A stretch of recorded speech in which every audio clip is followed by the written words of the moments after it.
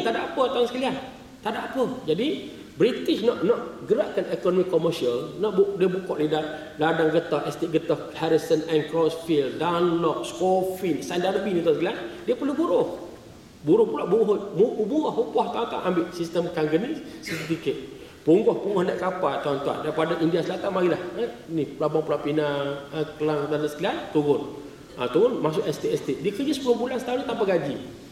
Tanpa gaji tuan sekalian. Sebab nak bayar tiket tadi tuan sekalian, bukan buruh paksa. Waktu paling awal 1897, tak paling awal, mana 200 tahun tuan sekalian. Ada British pun buat satu sekolah pula. 15 orang pelajar buat satu sekolah tuan sekalian. Sekolah satu, kedai todi satu. Lepas penat tuan kita, pergi minum, nak alam ke tuan sekalian. Dah, apa? Sebab British nak pastikan berada dalam lingkaran ganas kemiskinan. Tapi China ni tuan-tuan, mereka ni buat sekolah, belajar sampai kata 6, lepas tu sama belajar University of Taiwan dan University of Peking. Kampus ni lah yang menjadi saran kepada fahaman komunis. Mao Zedong, Li Tachao, saya buat. Jadi British pun mengawasi ni tuan sekalian apa berlaku. Biro Pendidikan British tengok tuan sekalian ni. Jadi apabila Manchuria, Korea, China kena serang 1937, 1939 tuan sekalian, hak migran tadi, hak duk Kuala Lumpur, rumah sorting mandarinnya hantar duit kepada ibu pertiwi mereka. Maka dendam orang Jepun dia mak ni Cina Melaya dan Cina Singapura tuan sekalian. Mari pula Disember 1941 apa dia berlaku tuan-tuan? Berlaku Sok Chin Massacre. Pembatalan Sok Chin. Sok Chin Massacre ni bunuh gila-gila ribu tuan-tuan. Kau boleh cek dalam arkib. Ni sekitar tempat kita ni Lebuh Ampang semua ni kepala Cina saja. Dia penggal kepala potong samurai tu tuan-tuan. Kepala tak bertuh pagar tuan-tuan. Gambar di arkib banyak. Termasuk di Museum of War London. Sok Chin Massacre tuan-tuan tu type Sok Chin Massacre. Keluar cerita ni tuan sekalian. Jadi Komunis PKM tubuh 1930. Pejabat belakang Lebuh Ampang tuan sekalian. Cantik pejabat. Di atas pada Komunis Melayu ada Komintern, Komunis International. Kalau di Indonesia ada PKI, Parti Komunis Indonesia, Tan Malaka, Darsono, Semau. Yang dihantar untuk rekrut Melayu di Melaya siapa dia? Nama dia Mokhtar Lasso tuan sekalian. Dia pernah jadi presiden pertama Partai PK, Partai Kebangsaan Melayu Melaya. Sebelum Dr. Mahludin tuan. Dia komunis. Memang dia dihantar untuk rekrut orang Melayu tuan sekalian. Tapi mengapa tidak berkembang komunisme pada Melayu? Sebab apa? Kajian tuan sekalian. Sebab fahaman agama. Orang Melayu dia tuan-tuan dia tak boleh apa sensitif dengan agama walaupun jahil. Orang Melayu tuan-tuan, dia berjudi, dia berzina zaman dulu pun tuan, dia jahat pun tuan, kali-kali buat agama, dia ada respect. Beza dengan Melayu pada hari inilah. Cerita Melayu tahun 30-an, 40-an tuan sekalian, dia tak langgar, dia hormat pada agamawan baik. Jadi tuan-tuan sekalian, PKM ambil peluang daripada Sok Chin Massacre, pembantaian pada orang Cina tuan sekalian, dia tubuh proksi itu MPAJA, Malayan People Anti-Japanese Army, masuk ke hutan. British pula tuan-tuan hantar apa dia? Hantar senjata melalui Force 136. So mereka dapat senjata tuan-tuan sekalian. Dapat senjata yang banyak. Jadi Ogos 1945 Nagasaki, Hiroshima kena bom. Lepas Jepun jajah 3 tahun 8 bulan 22 hari tuan sekalian. So dalam masa itulah British tak main lagi tuan-tuan. 14 hari inilah MPJ keluar daripada hutan dan berarok kemenangan. So dia gambar tentang mereka yang membebaskan Melaya. Macam mana muka mereka tuan-tuan boleh tengoklah dalam arkib. Memang saya tidak menyentuh mana-mana ni. Tuan-tuan boleh faham tak? Itulah pokok dia tuan-tuan. Bintang 3 ni MPJA, proksi komunis daripada Min Yuen. Min Yuen tuan-tuan militer rakyat. Tak payah pakai uniform tapi mereka ni membantu pergerakan komunis tuan-tuan sekalian baik. Jadi tempoh itulah apa dia buat, cari orang Melayu yang pernah jadi kempetai, jadi tekikan. Tekikan ni SB Jepun tuan sekalian.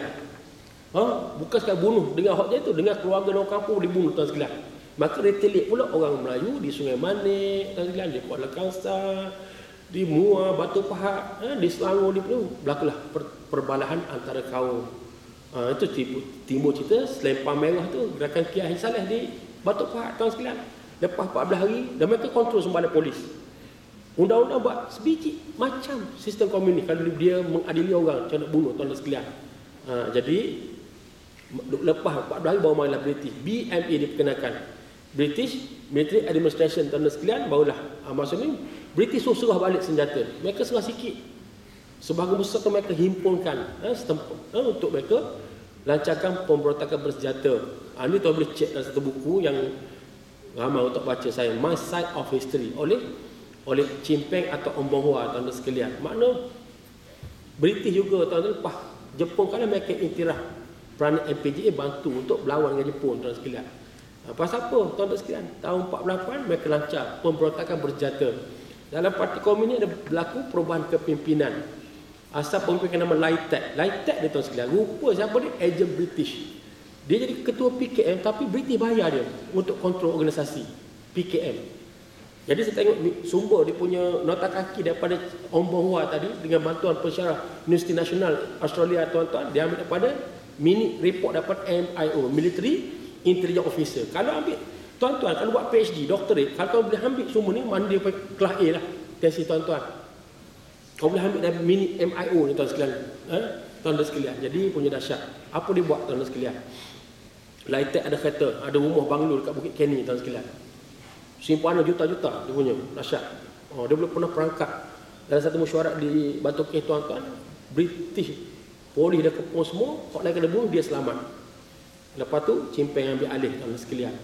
Lancar pemberontakan bersenjata. Inilah nak cerita pasal MPJA, tuan-tuan. Jangan sampai kita pun tak tahu kala nak beriktiraf, jangan, tuan sekalian. Ini sejarah MPJA yang dirujuk dan dibuat tesis ditulis oleh ilmuwan macam Dr. Chia Bongkeng dalam buku The Mass Comrade, tuan-tuan sekalian. Baik. Saya balik pada cerita tadi, tuan-tuan. Ulama-ulama kena penjara. Yang keduanya, tuan sekalian, dibunuh sebagai zaman Ar-Rasul sallallahu alaihi wasallam, zaman Nabi kita dah sebelum tu, tuan-tuan, nama para anbiya yang dibunuh ramai. Siapa dia? Nabi Allah Zakaria alaihissalam bunuh. Nabi Yahya alaihissalam kena bunuh. Hampir dia dibunuh Nabi Isa alaihissalam. Paling banyak percubaan dibuat untuk dibunuh siapa dia? Tak lainlah Nabi kita yang mulia, hingga Allah turun ayat Quran. Ayat apa, tuan-tuan?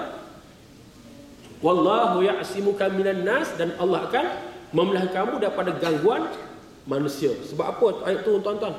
Sahabat-sahabat tengok bahaya pada Nabi ni, pada Rasul, sahabat buat skuad keselamatan. Siapa memimpin skuad keselamatan ni, tuan-tuan sekalian? Seorang sahabat kan nama dia Muhammad bin Musalmah. Jadi Nabi dah, Nabi ya macam kita nak ada privacy. Kalau ketat sangat, tuan-tuan pun tak seronok dah. Pegang kuasa seminggu seronok dah, duduk semua outrider semua. Lepas tu tuan-tuan serabut. Kita nak bebas juga, tuan sekalian. Jadi Nabi kita agak konselesa, ketat sangat. Allah pun turun ayat Quran tu, Nabi sahabat-sahabat longgarkan sikit lah. Usul sahabat jangan. Sebab sahabat tak bahaya pada Rasulullah. Banyak kali percubaan dibunuh, nak dibunuh dibuat, tuan-tuan sekalian, kepada Nabi yang mulia. Dan Yahudi dia guna strategi racun, dia pernah racun Nabi. Yahudi juga pernah sihir Nabi kita yang mulia. Dan Yahudi juga, tuan-tuan, Yahudi Bani An-Nadir, hingga ada satu surah Bani An-Nadir, dia rancang ni usung batu besar naik atas bumbung bangunan. Usung, tunggu bangunan Arab kan, rumah dia kan dia flat data, tuan sekalian. Kalau musim panas kena syai, kena kawat. Tunggu Nabi lalu, tolak biar jatuh batu, hempak kena kepada Nabi kita yang mulia. Allah Subhanahu wa taala tidak membenarkan perancangan jahat Yahudi Bani An-Nadir. Wallahu ya'simuka minan nas, dan Allah akan memelihara kamu daripada gangguan manusia. Maka Nabi halau Yahudi Bani An-Nadir keluar daripada Madinah. Maka turunlah surah tadi. Surah Bani An-Nadir, nama dia surah apa, ingat, tuan-tuan? Surah Bani An-Nadir. Siapa dia ingat? Hadiah RM100. RM100 tu orang Petronas kata apa barang RM1. Surah Bani ini surah Al-Hasyar, pengusiran. Inilah, tuan-tuan sekalian, sepanjang zaman sama ada pemenjaraan, dibunuh, dibuang lagi. Saya tak sempat habis semua kisah itu, kita sambung. Oleh kerana semoga Allah rahmati pertemuan kita pada hari ini. Dan insya-Allah ini sikit kutipan dia untuk tuan-tuan dana tahfiz anak busuk, tuan-tuan sekalian. Supaya kita beri pula pada anak yatim dan pelajar janda F. Tuan-tuan sekalian, 16 orang, tuan-tuan boleh ziarah tengok sendirilah perkembangan, tuan-tuan sekalian. Pembangunan semua kita buat, berjalan dengan lancar, alhamdulillah. Setakat ni tak tersangkut lagi lah. Allah hadirkan pelbagai rezeki daripada pelbagai sumber, alhamdulillah, tuan-tuan sekalian. Sekadar itu dulu. Terima kasih atas sumbangan tuan-tuan pada Komplek Tahfiz An-Nur. Wallahu a'lam. Assalamualaikum warahmatullahi wabarakatuh.